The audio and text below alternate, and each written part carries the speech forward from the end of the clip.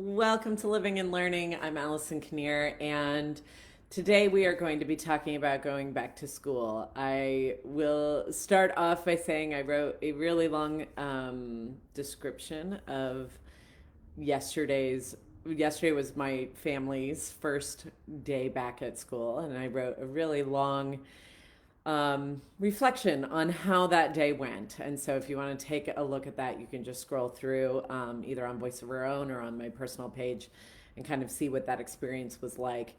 And Cliff Notes version, there was a lot of grief. There was anger, there was resistance, there was optimism, there was the fall of optimism. And one of the things that I've also found happening yesterday is that I tuned in. I was looking through Facebook and I found a post that was like, let's hold the possibility that this is going to be the best year ever. Like, we don't know what's possible, and like, let's hold that possibility. I and well, and then later on, right like maybe an hour after I posted about our day, um, I joined a panel discussion, and the facilitator was like, "Hey, look, there's so many challenges happening with the school year. We're going to be talking about going back to school, and like, I just want to make sure everything is kept super positive." And so just come in, I want them to know that this can be a great year.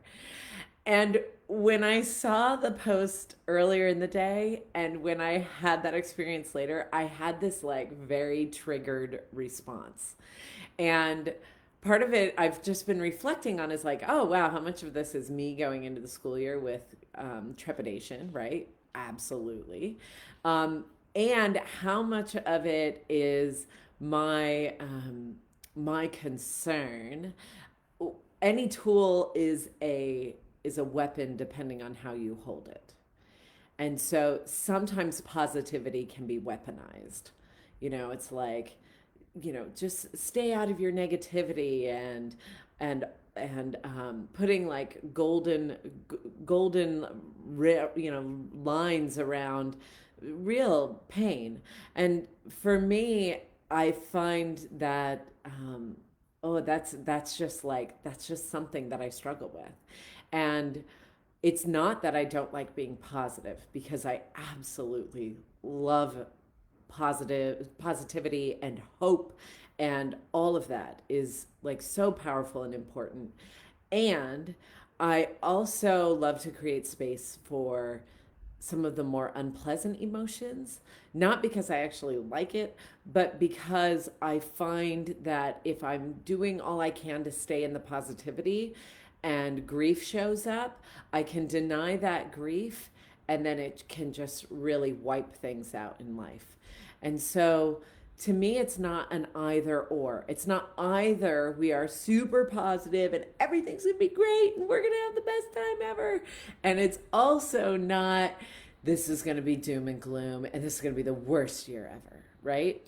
We tend to think in those polarities, and I don't like that. I prefer to stay in the gray. And the gray to me is, yes, there are possibilities that are coming. There are gifts, there is beauty, there is resiliency, there is possibility, there is hope in this year. And there is grief, there is sadness, there is fear, there may be anger. Like, both of those can live together simultaneously. And I think, and what happens is our minds want to switch to one or the other, and we want to tell ourselves stories about one or the other. It's like, either this is going to be the best year ever and we're all going to be great, and what are we all worried about?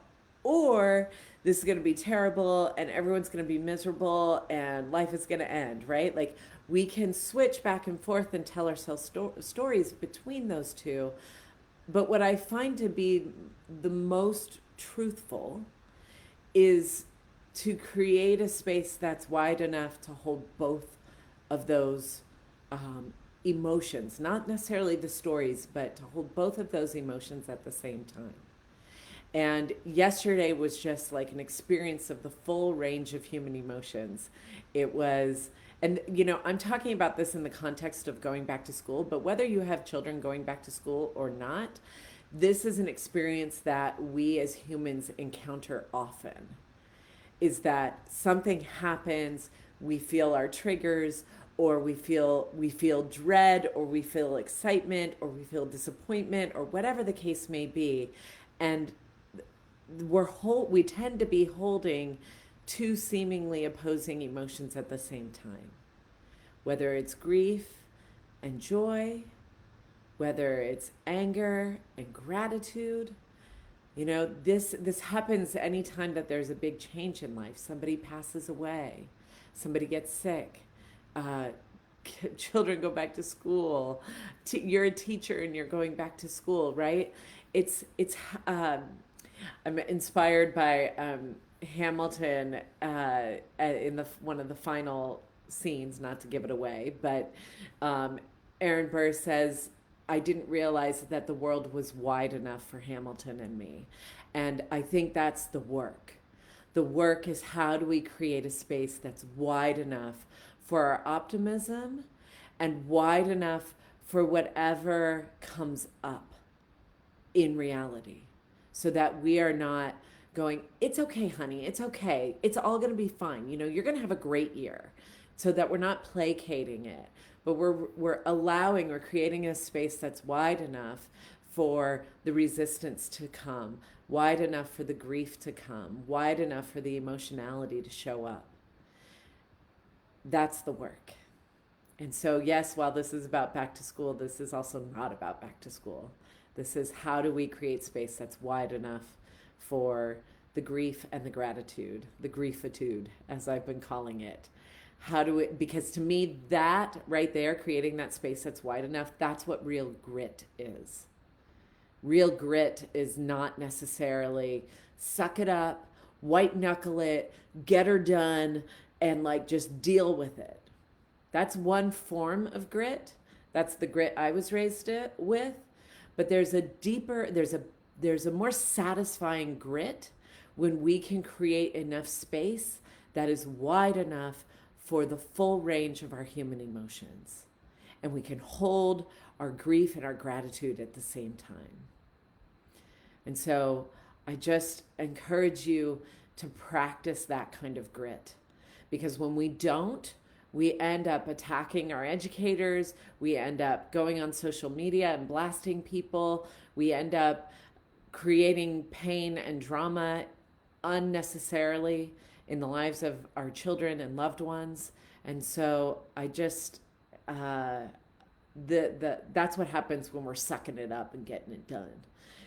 There's a different kind of grit that comes when we can create space and we can really allow for that tension to be there. It works itself out in beautiful ways. It'll settle itself. It won't feel so tight all the time, in my experience anyway. So that is it for today. Thank you, Craig. Hello, hello. All right, all right. And thank you to everyone for tuning in. Thank you also to Katie for the adorable photo. I'm just like so in love with it that I asked her if I could use it and she said yes. So thank you, Katie. Wishing you all a wonderful back to school. If you're not going back to school, that's okay. I wish you a wonderful time of stepping into a new kind of grit. So that is what I have for you today. Hi, Leah. Yay, from New Jersey. Love you too. Okay, take care. Have a great week. Bye.